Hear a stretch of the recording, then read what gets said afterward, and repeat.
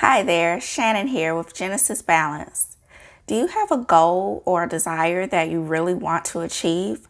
Well, what if I told you there was a simple, fun, creative tool that could help you do just that? Stay tuned, and I'll be giving you my best tips and tricks on how to create and use a vision board.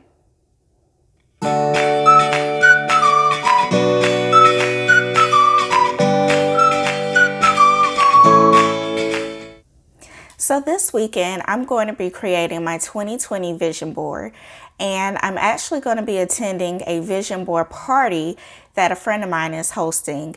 And I think that this is such a fun and cool idea because having other like-minded individuals surrounding you while creating your vision board, I think that's going to give a lot of positive energy to it and really give me the drive and focus and motivation that I need to really kind of go after some of those big goals.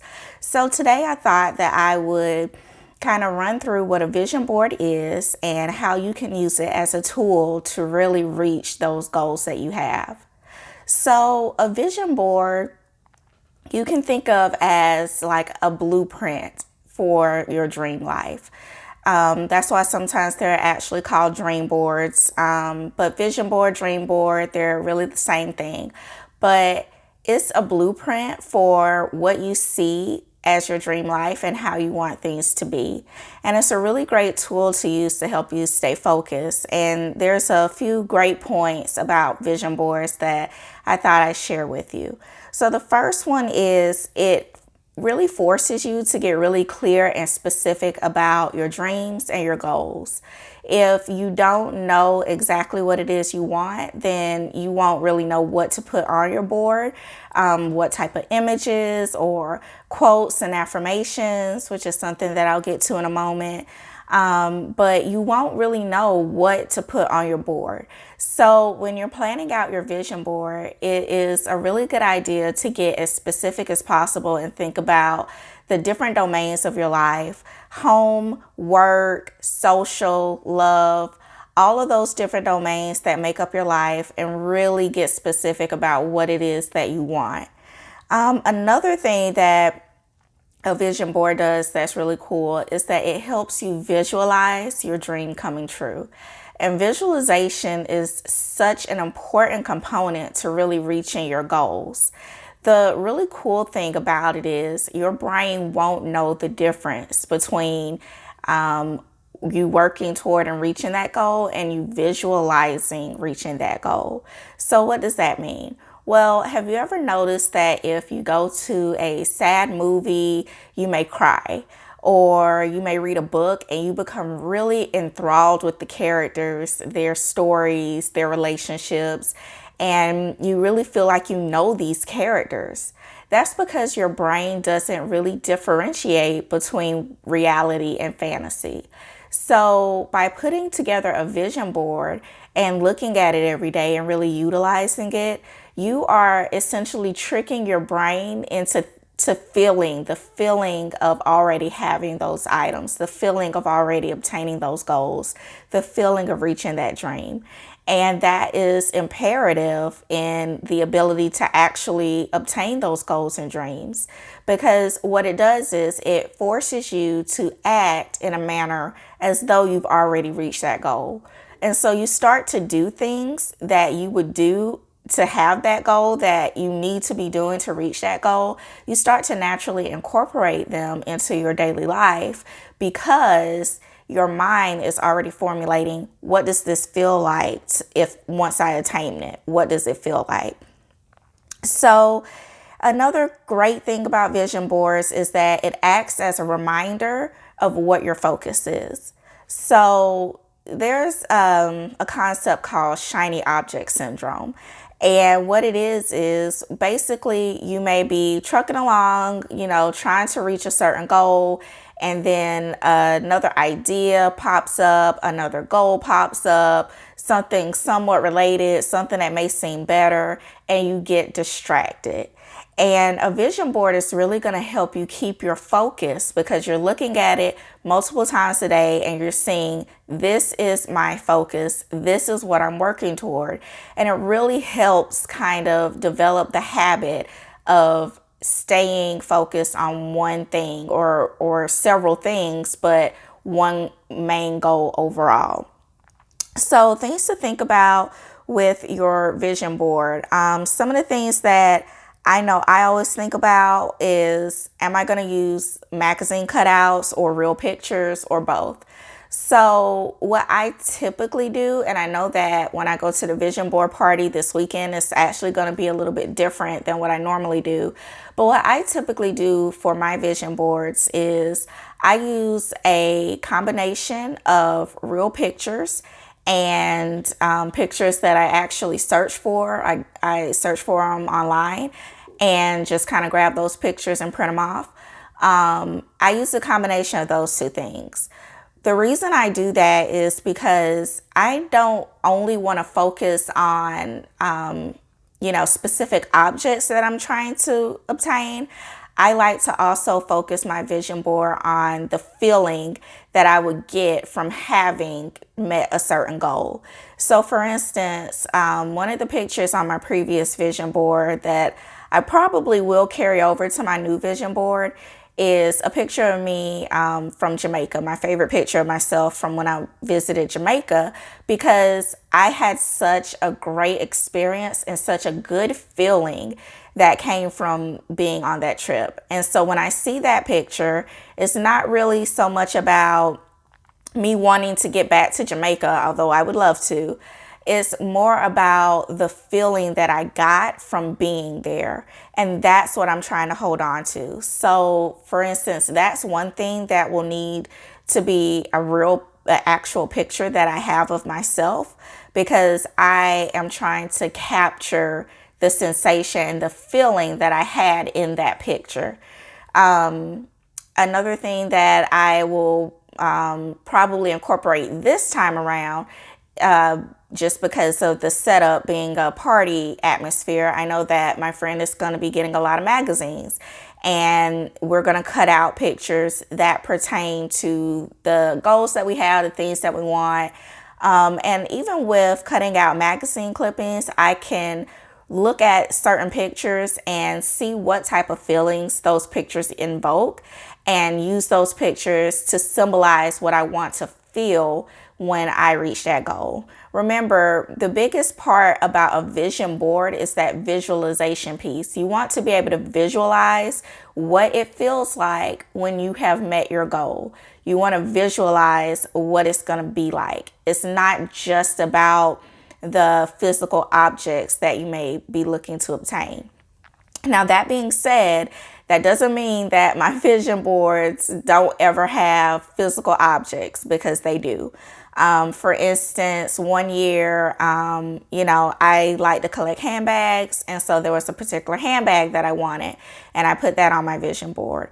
Or if you're visualizing, or, your goal is to get a new car, maybe you put the car on your vision board.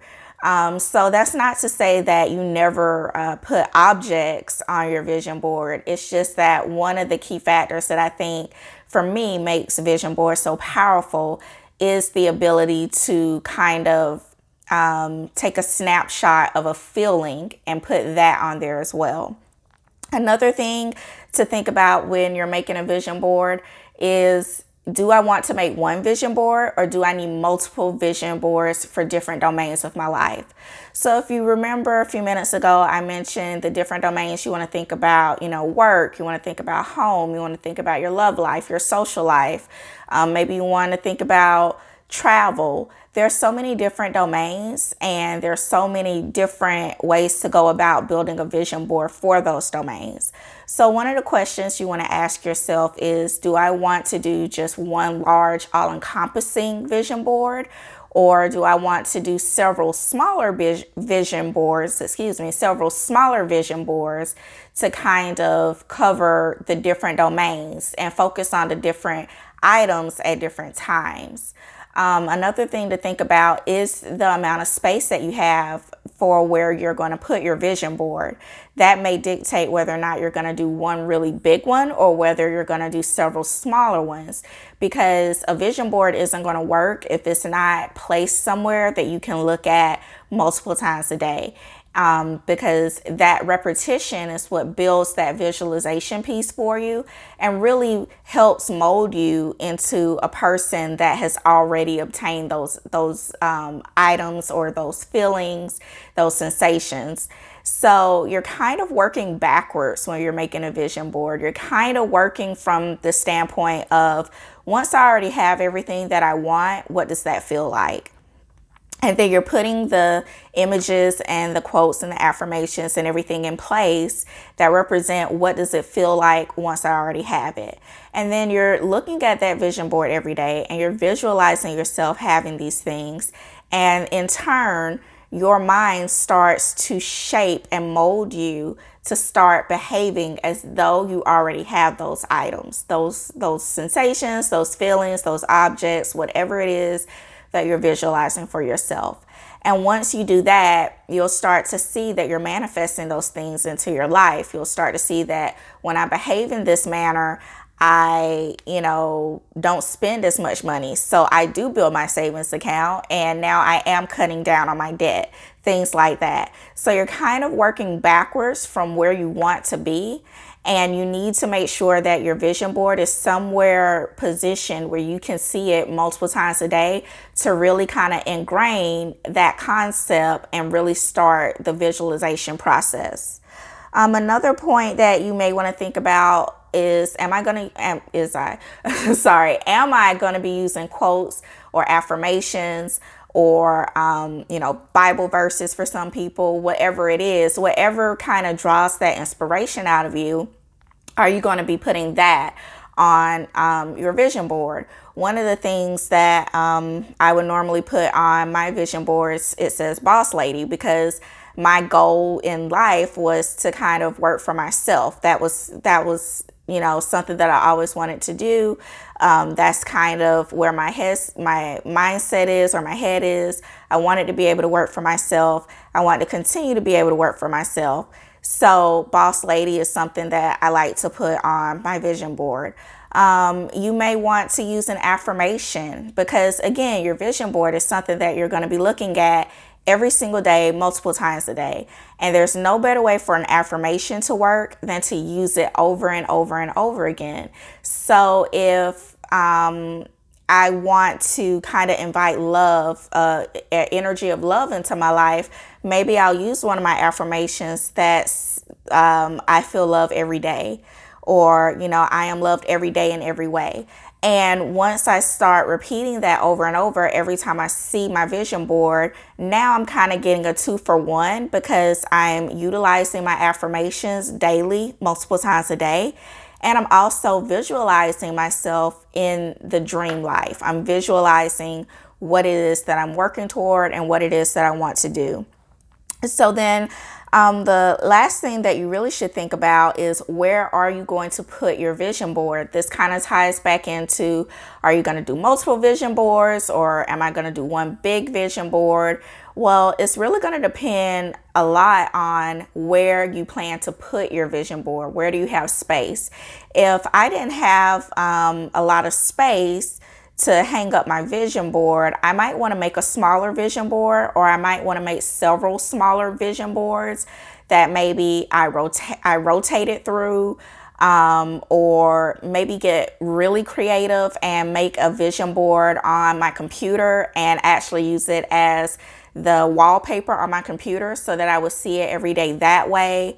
Maybe I might make a Pinterest vision board and just put pins on there that represent what I'm trying to visualize for myself, and just log into the app every day and kind of go through my vision board that way if I didn't have the space to, put up the traditional vision board with the cutouts and things of that nature. So that is something to think about. And those are other ways that you can make a vision board, and you can make it kind of a mobile type deal. If you make it the wallpaper on your laptop, or you do it in an app and you can pull up the app multiple times a day and just kind of go through your images. So finally, tips on how to actually create your vision board. One of the tips that I have here is really about setting the atmosphere, because you want to pour in as much positive, feel-good energy into making your vision board as possible. So one of the things that I would say is maybe light some candles or incense, or have some type of feel-good fragrance going. The sense of smell is such a powerful asset for us, and it's often overlooked. If you think about it, if you smell something, there are smells that make you feel like you're a kid again back home. There are smells that kind of draw you back to a certain time and place. Excuse me. So our sense of smell is just such a really powerful tool that is sometimes underutilized. So pick a really good, feel-good smell that puts you in a calm, peaceful place, or puts you in a really happy place, and just makes you think of happy thoughts. And have that burning while you're making your vision board to kind of set the atmosphere. Another point with setting the atmosphere is to turn on some feel-good music. When you turn on feel-good music, it's very difficult for you to feel down or depressed. And what feel-good music is different for everyone. But whatever that playlist is that you turn on when you're either feeling down, or, you need a pick-me-up, or you need some energy, or however, music works for you, music is another really powerful tool in elevating the mood and elevating the energy around you. And so turn on some feel-good music, light some candles or incense, and really just kind of focus in on creating your vision board. And then the last tip is, I would always start before, doing anything with the vision board, do some meditation or some grounding exercises, some relaxation techniques. You don't want to feel overwhelmed or tense, or feel like this is a chore, or this is just one more thing I have to check off my to-do list. Creating a vision board is supposed to be fun, because you want to invite that happy, excited feeling into your visualization. And if you're feeling tense or stressed or overworked at the time of creating your vision board, that's kind of going to linger. And every time you view that vision board, even if you're not thinking of it on a conscious level, somewhere subconsciously, you don't want those negative vibes kind of lingering around. So do whatever it takes to kind of center yourself, kind of ground yourself, and really feel relaxed in the process. So those are my tips, tricks, best practices on a vision board. Like I said, I get to go to a vision board party this weekend, and I would definitely be bringing my vision board back to show you all in the next video. I'm really looking forward to it. So I will come back in the next video with my vision board and tell you exactly what I did to make this particular vision board come to life, and everything that I learned at the vision board party. So until then, I hope that you take these tips and utilize them so that you can live your best life. If you enjoyed this video, be sure to let me know by clicking that like button below. And make sure you subscribe and click that bell for notifications so you never miss out on this great content that is designed to help you live your best life.